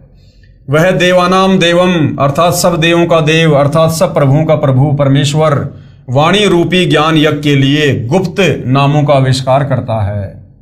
अर्थात जैसे गीता अध्याय 17 श्लोक 23 में ओम तत् सत में तत् तथा सत ये गुप्त मंत्र हैं, जो उसी परमेश्वर ने मुझे यानी संत रामपाल जी कह रहे हैं कि मुझे बताए हैं, उनसे ही पूर्ण मोक्ष संभव है। तो भाइयों और बहनों, आज वर्तमान में उन गुप्त मंत्रों को खोलकर किसने बताया? गीता अध्याय 17 श्लोक 23 में जो ओम तत् सत है, ओम तो सीधा सीधा काल का है, तत् और सत ये गुप्त हैं। तो वेदों में लिखा कि वो परमात्मा संत रूप में धरती पर प्रकट होकर उन गुप्त नामों का आविष्कार करता है। तो ये ओम तत्सत का भेद आज वर्तमान में किसने दिया? सतगुरु रामपाल जी ने। किसने आविष्कार किया? सतगुरु रामपाल जी ने। तो कौन हुए पूर्ण परमात्मा? सतगुरु रामपाल जी। सूक्ष्म वेद में परमेश्वर ने कहा है, सोहम शब्द हम जग में लाए, सार शब्द हम गुप्त छुपाए। तो आज उस सार शब्द का खुलासा किसने किया? सतगुरु रामपाल जी ने। भावार्थ, परमेश्वर ने स्वयं सोहम शब्द भक्ति के लिए बताया है। यह सोहम मंत्र किसी भी प्राचीन ग्रंथ यानी वेद, गीता, कुरान, पुराण तथा बाइबल में नहीं है। यानी 650 साल पहले जब कबीर परमात्मा आए, उससे पहले के किसी भी ग्रंथ में यह सोहम मंत्र आपको देखने को नहीं मिलेगा। 650 साल पहले आकर परमात्मा जी ने सोहम शब्द दिया था दीक्षा में। उससे पहले के किसी भी ग्रंथ में, महापुरुषों की वाणियों में आपको सोहम शब्द नहीं मिलेगा। परमेश्वर ने स्वयं सोहम शब्द भक्ति के लिए बताया है। यह सोहम मंत्र किसी भी प्राचीन ग्रंथ वेद, गीता, कुरान, पुराण तथा बाइबल में नहीं है। फिर सूक्ष्म वेद में कहा है कि सोहम ऊपर और है सत सुकृत एक नाम, और सब हंसों का जहां वास है बस्ती है बिन ठाम। भावार्थ, सोहम नाम तो परमात्मा ने प्रकट कर दिया, आविष्कार कर दिया, परंतु सार शब्द को गुप्त रखा था। 650 साल पहले सार शब्द को गुप्त रखा था। तो वो सार शब्द फिर कौन बताएगा? जब सोहम शब्द परमात्मा बता सकता है तो सार शब्द कौन बताएगा? तो आज वो सार शब्द कौन बता रहा है? सतगुरु रामपाल जी। तो कौन हुए सतगुरु रामपाल जी? स्वयं परम अक्षर ब्रह्म कबीर भगवान। अब मुझे यानी लेखक को सतगुरु रामपाल जी को बताया है, जो साधकों को दीक्षा के समय बताया जाता है। इसका गीता अध्याय 17 श्लोक 23 में कहे ओम तत् सत से संबंध है। प्रमाण ऋग्वेद मंडल 9 सूक्त 94 मंत्र 1, ये मंत्र आप जियों के सामने है। विवेचन, ऋग्वेद मंडल 9 सूक्त 94 मंत्र 1 का अनुवाद भी आर्य समाज के विद्वानों द्वारा किया गया है। पुस्तक विस्तार को ध्यान में रखते हुए उन्हीं के अनुवाद से अपना मत सिद्ध करते हैं। जैसे पूर्व में लिखे वेद मंत्रों में बताया गया है कि परमात्मा अपने मुख कमल से वाणी उच्चारण करके तत्व ज्ञान बोलता है। लोकोक्तियों के माध्यम से आज सतगुरु रामपाल जी अपने मुख कमल से ही तो बोल रहे हैं। वेदों में यही तो लिखा है। कवित्व से दोहों शब्दों साखियों चौपाइयों के द्वारा वाणी बोलने से प्रसिद्ध कवियों में से भी एक कवि की उपाधि प्राप्त करता है। उसका नाम कबीर देव अर्थात कबीर साहिब है। इस ऋग्वेद मंडल 9 सूक्त 94 मंत्र 1 में भी यह स्पष्ट है कि जो सर्वशक्तिमान परमेश्वर है वह कवियन वर्जम नय अर्थात कवियों की तरह आचरण करता हुआ पृथ्वी पर विचरण करता है। ऋग्वेद मंडल 9 सूक्त 20 मंत्र 1 यह आप जियों के सामने है। विवेचन परमेश्वर जी ने किया है। ऋग्वेद मंडल 9 सूक्त 20 मंत्र 1 का अनुवाद भी आर्य समाज के विद्वानों ने किया है। इसका अनुवाद भी ठीक कम गलत अधिक है। इसमें मूल पाठ में लिखा है प्रय कबीर देव वितये अव्ये वारे भी अर्षति शहान विश्वा अभि स्प्रध, अर्थात वेद ज्ञानदाता से जो दूसरा कबीर देव कबीर परमात्मा है वह विद्वानों अर्थात जिज्ञासुओं को ज्ञान धन की तृप्ति के लिए श्रेष्ठ आत्माओं को ज्ञान देता है। वह अविनाशी है, रक्षक है, सहनशील, तत्व ज्ञानहीन सर्व दुष्टों को अध्यात्म ज्ञान की कृपया स्पर्धा अर्थात ज्ञान गोष्ठी रूपी वाक युद्ध में पूर्ण रूप से तिरस्कृत करता है, उनको फिट्टे मुंह कर देता है। यानी ज्ञान चर्चा में कोई उसके सामने टिक नहीं पाता है, सबको फिट्टे मुंह कर देता परमात्मा जब तत्वदर्शी संत के रूप में आता है। विशेष इस मंत्र के अनुवाद में आप फोटोकॉपी में देखेंगे तो पता चलेगा कि कई शब्दों के अर्थ आर्य विद्वानों ने छोड़ रखे हैं। जैसे ये प्रय शब्द है, वारिभी शब्द है, जिस कारण से वेदों का यथार्थ भाव सामने नहीं आ सका। मेरे अनुवाद से स्पष्ट है कि वह परमात्मा अच्छी आत्माओं यानी दृढ़ भक्तों को ज्ञान देता है। उसका नाम भी लिखा है कबीर देव, हम कबीर परमेश्वर जी कह देते हैं। प्रमाण ऋग्वेद मंडल 9 सूक्त 54 मंत्र 3 है, आप जियों के सामने है। विवेचन है ऋग्वेद मंडल 9 सूक्त 54 मंत्र 3 की फोटोकॉपी में आप देखिए। इसका अनुवाद आर्य समाज के विद्वानों ने किया है। उनके अनुवाद में भी स्पष्ट है कि वह परमात्मा संपूर्ण ब्रह्मांडों के ऊपर अर्थात विराजमान है, ऊपर बैठा है यानी सतलोक में विराजमान है। इसका यथार्थ अनुवाद इस प्रकार है, यह अमर परमेश्वर सूर्य के समान सर्व को पवित्र करता हुआ सर्व ब्रह्मांडों के ऊर्ध्व यानी ऊपर बैठा है। भावार्थ है जैसे सूर्य ऊपर को है और अपना प्रकाश तथा उष्णता से सर्व को लाभ दे रहा है, इसी प्रकार ये अमर परमेश्वर जिसका ऊपर के मंत्रों में वर्णन किया है सर्व ब्रह्मांडों के ऊपर बैठकर अपनी निराकार शक्ति से सर्व प्राणियों को लाभ दे रहा है तथा सर्व ब्रह्मांडों का संचालन भी कर रहा है। तर्क दिया है यहाँ पर महर्षि दयानंद का अर्थात आर्य समाजियों का मत है कि परमात्मा किसी एक स्थान पर किसी लोक विशेष में नहीं रहता। प्रमाण सत्यार्थ प्रकाश समोल्लास यानी चैप्टर नंबर 7 पेज नंबर 148 पर आर्य साहित्य प्रचार ट्रस्ट 427 गली मंदिर वाली नया बांस दिल्ली 78वां संस्करण। इसमें क्या लिखा है? किसी ने प्रश्न किया ईश्वर व्यापक है व किसी देश विशेष में रहता है? उत्तर दिया महर्षि दयानंद जी ने व्यापक है क्योंकि जो एक देश में रहता तो सर्व अंतर्यामी सर्वज्ञ सर्वनियंता सबका सृष्टा सबका धर्ता और प्रलय करता नहीं हो सकता। यानी अगर परमात्मा एक जगह बैठेगा तो वो सारी सृष्टि को नहीं चला सकता। अप्रपात देश में कर्ता की क्रिया का होना असंभव है। सत्यार्थ प्रकाश का लेख समाप्त। और वेद क्या कह रहे हैं? महर्षि दयानंद जी नहीं मानते थे कि परमात्मा किसी देश अर्थात स्थान विशेष पर रहता है। महर्षि दयानंद जी वेद ज्ञान को सत्य ज्ञान मानते थे और वेदों में लिखा है परमात्मा एक देश में रहता है, सतलोक में रहता है, वहां से गति करके आता है। आप जिन्हें अनेकों वेद मंत्रों में अपनी आंखों पढ़ा कि परमेश्वर ऊपर एक स्थान पर रहता है, वहां से गति करके यहां भी प्रकट होता है। महर्षि दयानंद तथा आर्य समाजी परमात्मा को निराकार मानते हैं।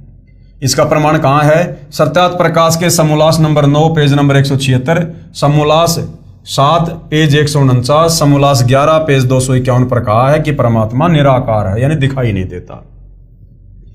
प्रिय पाठकों ने अनेकों वेद मंत्रों में पढ़ा कि परमात्मा साकार है, वह मनुष्य जैसा है, ऊपर के लोक में रहता है, वहां से गति करके चलकर आता है, पृथ्वी पर प्रकट होता है। अच्छी आत्माओं को जो दृढ़ भगत होते हैं उनको मिलता है, उनको तत्व ज्ञान अपने मुख कमल से बोलकर सुनाता है, कवियों की तरह आचरण करता है, पृथ्वी पर विचरण करके परमात्मा अपना अध्यात्म ज्ञान ऊंचे स्वर में उच्चारण करके सुनाता है।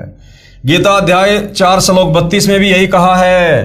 प्रिय पाठकों, आप स्वयं निर्णय करें कि किसको कितना आध्यात्मिक ज्ञान था। महर्षि दयानंद जी को आध्यात्मिक ज्ञान था या वास्तव में सतगुरु रामपाल जी को आध्यात्मिक ज्ञान है। विशेष आश्चर्य यह है कि वेद मंत्रों का अनुवाद भी महर्षि दयानंद जी तथा उनके चेलों आर्य समाजियों ने किया हुआ है, जिसमें उनके मत का विरोध है।